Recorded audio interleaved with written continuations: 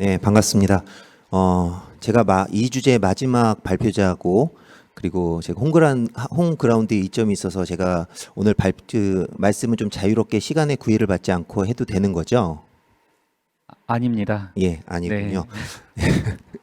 알겠습니다. 긴 시간 이게 시청하시는 분들도 굉장히 힘드실 텐데요. 하고 싶은 말씀 간단하게 정리하겠습니다. 오늘 김현철 원장님과 세 분의 말씀 잘 들었고요. 그 말씀을 들으면서 지속성과 상호작용을 어떻게 고려해서 프로그램을 설계할 수 있을까? 그리고 그러니까 성과를 어떻게 증거를 남길 수 있을까? 이런 고민들이 좀 되는 시간이면서도 말씀을 현장 입장에서 듣기에는 사실은 좀 불편한 말씀이었어요. 부스화라든지 파편화, 외주화 이런 부분들은 현장 입장에서는 썩 좋은 듣기에 좋은 말씀은 아닌데, 그럼에도 불구하고 피해갈 수 없는, 우리가 고민해야 되는 부분이어서 그 부분 저희가 계속 고민해야 되는 부분인 것 같다라는 말씀 드리면서, 우리 지금 코로나 시기에 우리 성남의 상황은 어떤지, 그리고 우리가 염려하고 고민했던 부분들이 어떤 부분인지 같이 사례를 중심으로 말씀드리는 시간 갖도록 하겠습니다. 저희 성남시 청소년재단은 6개의 청소년 수련관과 2개의 문화의 집, 그리고 상담복지센터와 성남형 교육지원당 등 10개의 기관이 있는 제법 큰 기초지자체의 청소년 재단이고, 사업수가 500가지가 되고 연간 400억 정도의 예산을 투입하는 기관이라고 보시면 될 것 같고요. 그런 과정 속에서 굉장히 인프라도 그러니까 안정적으로 운영이 되고 있고, 인력 자원이나 재정도 굉장히 든든하게 운영이 되고 있습니다. 그럼에도 불구하고 지난 2년간 코로나 시기에는 저희들도 바른 대처 그리고 빠른 대응이 좀 어려웠던 부분이 있었는데요. 좀 2년을 좀 나누어서 좀 보면 2020년 상반기에는 사업이나 강좌 활동들이 굉장히 악순환이 계속 지속됐다고 보여져요. 사업이나 강좌가 연기되고 다시 중단, 그리고 전환하고 다시 또 연기가 되는 이런 악순환이 지속됐었는데, 한 6개월 기간의 그런 어려움 속에서 터득한 부분들이 이제 온라인으로 저희들이 활동들을 진행해 보자 해서 줌이나 리모트 미팅 등의 화상 회의 플랫폼을 통해서, 그리고 유튜브를 통해서 사업들이 다양하게 전개가 됐습니다. 자치기구나 동아리 활동, 그리고 어울림마당 행사, 그리고 학교 연계된 사업까지 저희들이 다양하게 진행할 수 있었고요. 2021년에는 저희가 메타버스라는 플랫폼을 활용해서 새로운 활동들을 만들어 나가는 시도들이 있었습니다. 지금 아래에서 크게 저희가 주로 사용했던 그 메타버스 플랫폼인데요. 제페토나 이프랜드, 게더타운을 통해서 행사, 회의, 토론, 그리고 상담까지 다양한 방식의 메타버스 안에서의 활동들이 전개됐습니다. 그런 사례들을 좀 말씀드리면, 기본적으로 토론이나 회의 구조인 직원 워크샵이나 기관장 간담회, 그리고 공감의 시간, 업무 협약 등이 메타버스 안에서 저희들이 진행이 되었고, 성남의 판교, 그리고 경기도의 하남의 지역에 있는 방과후 아카데미 친구들이 메타버스 플랫폼 상에서 연합 운동회를 진행하는가 하면, 조금 더 먼 지역이죠. 성남과 인천에 있는 수련관이 랜선에서 부캐올림픽으로 OX 퀴즈라든지 캐릭터 이어달리기라든지 그런 온라인상의 활동들을 활발하게 전개했던 사례가 있습니다. 분당 야탑 청소년 수련관의 경우에는 올 5월에 개관을 했는데, 제페토를 통해서 10월에 가상 수련관을 구축하고 쇼케이스를 하는 등의 메타버스를 활용한 그런 홍보, 그리고 가상 수련관 활동들을 활발하게 진행한 사례가 있습니다. 이뿐만 아니라 20년과 21년에 걸쳐서 저희 재단도 우리가 하는 활동, 사업들이 증거 기반이 될 수 있겠느냐에 대한 고민들이 지속적으로 있었고, 증거 기반 사업 추진을 위해서 연구나 포럼들을 다양하게 진행을 했었습니다. 어떤 사업들의 결과를 중심으로 이슈 페이퍼를 제작하거나 미래학습이나 청년 청소년 포럼, 그리고 재단의 역량을 결집해서 AI 학습용 데이터를 구축하는 사업, 한 12만 건의 역량 데이터를 구축하는 그런 사업들을 전개하는 그런 활동들이 있었고요. 한편으로는 박성숙 대표님도 말씀하셨는데 수련관의 본질적인 역할들, 청소년들의 마음을 다스리거나 취약한 청소년들의 학습을 지원하고 서로 교감하는 활동들을 다양하게 지원하고, 이 코로나 시기에는 그런 중요성이 더 강조됐던 시기로 생각됩니다. 그리고 또 하나 좀 특이한 점은 저희가 이제 청소년을 넘어서 청년과 함께하는 사업들을 다양하게 시도했었습니다. 청년 지원센터를 운영하거나 청년 창업을 위한 공간 지원, 그리고 청년 프리인턴십이나 청년 참여단들을 운영하면서 후기 청소년을 넘어서 청년까지 함께하는 사업들을 다양하게 시도한 사례들이 있습니다. 20년과 21년에 이렇게 나름대로는 코로나 상황에서도 다양한 사업들을 진행했었는데요. 그 코로나 상황에서 저희들이 불편한 진실들을 좀 맞이하게 된 것 같습니다. 청소년들은 디지털 네이티브죠. 그래서 유아기부터 유튜브를 보면서 활동했던 자랐던 청소년이기 때문에 온라인 활동에 너무 익숙해져 버렸고, 코로나 시기를 통해서 오프라인 활동보다 온라인 활동이 더욱 익숙해진 상황들이 좀 보여졌고요.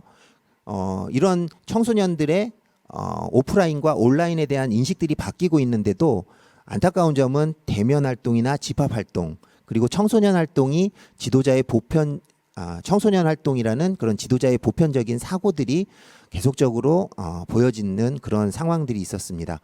그리고 또 하나는 일부 청소년들이 점유하는 시설이 된다는 거죠. 원래 수련관은 다양한 청소년들이 누구나 이용할 수 있어야 되는데 방과후 아카데미나 청소년 운영위원회, 그리고 동아리 청소년들 등 일부 청소년들이 점유하는 시설이 되는 안타까운 사례들도 일부 보여지는 모습들이 있었고요.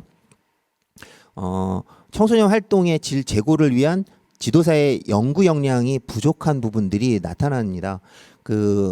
이제 4차 산업과 관련돼서, 코로나와 관련돼서 그 지도자들의 미디어, 영상 역량은 계속적으로 강화하는 교육과 훈련들이 있었고, 또 현장에서도 그 부분을 중요하게 생각했는데, 우리 사업들의 성과를 측정할 수 있는 그런 설계가 필요한 연구들은 현장 지도자들이 실제적으로 수행하기에는 역량이 좀 부족한 부분들도 있고, 또 한편으로는 업무들의 과중으로 인해서 어떤 깊이 있는 연구를 하는데도 한계가 있지 않았나 싶습니다.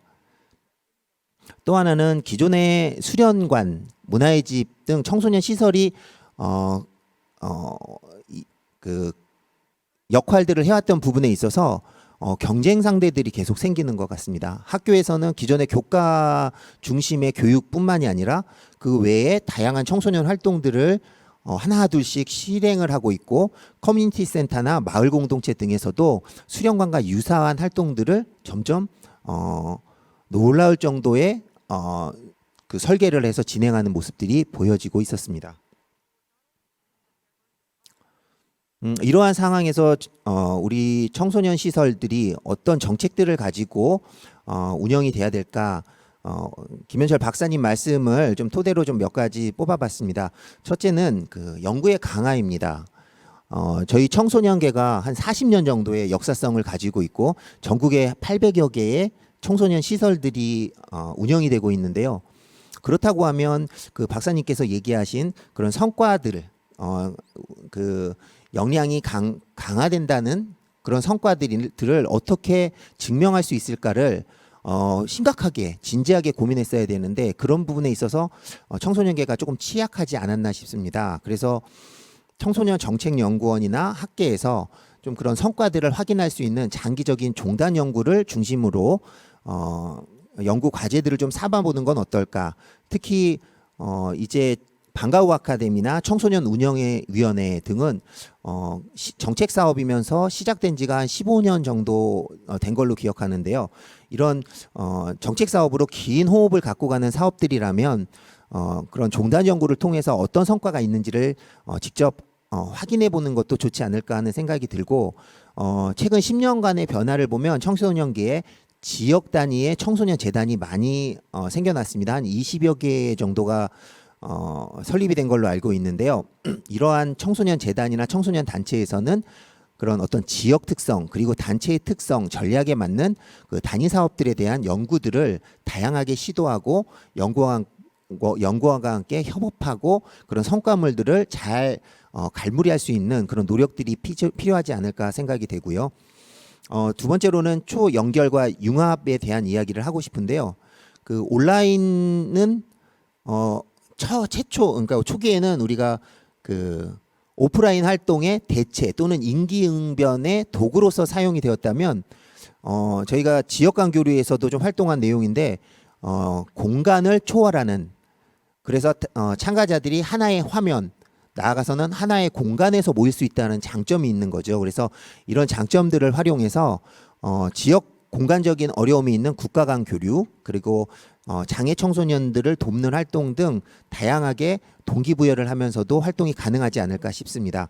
그 예로 지금 2015년부터 진행된 조금만 더 하겠습니다. 웰컴 투 성남이라는 프로그램은 초기에는 한 7개국의 청소년들이 활동을 했다면 지금은 20여 개국의 청소년들이 함께 모여서 활동을 하는 그런 모습들을 볼 수가 있고 또 미국의 실리콘밸리에 거주하는 한인 청소년들과 우리 성남의 청소년들이 멘토링 프로그램을 하는 그 사례들도 굉장히 좋은 사례가 될 것 같다는 생각이 듭니다.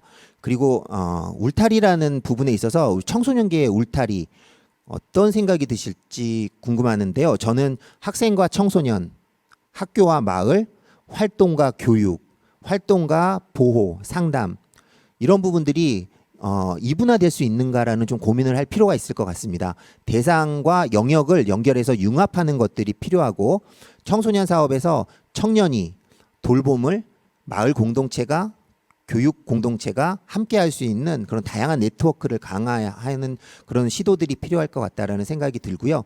그 좋은 예가 성남 균형 동반 협의체는 청년 지역의 공무원 그리고 교육청 교육 관계자 그리고 청소년 기관 그리고 마을의 활동가들이 함께 논의하는 과정 그리고 거기에 기업들이 함께 협업하는 그런 모습들을 볼 수가 있는데요. 이런 다양한 그 단체와 기관 그리고 대상들이 융합하는 그런 모습들이 우리 청소년 활동에서 다양하게 보여지면 좋겠습니다. 감사합니다.